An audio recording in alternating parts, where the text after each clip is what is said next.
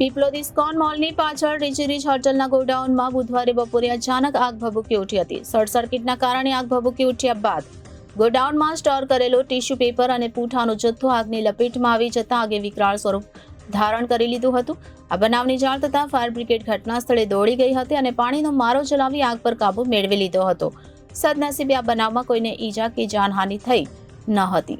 પીપલોદમાં rich હોટલના ગોડાઉનમાં short સર્કિટના કારણે બુધવારે બપોરે આગ ભભૂકી ઉઠી હતી. ટીશ્યુ પેપર અને પૂંઠાનો સ્ટોક કરેલો હોવાથી આગે વિકરાળ સ્વરૂપ ધારણ કરી લીધું હતું.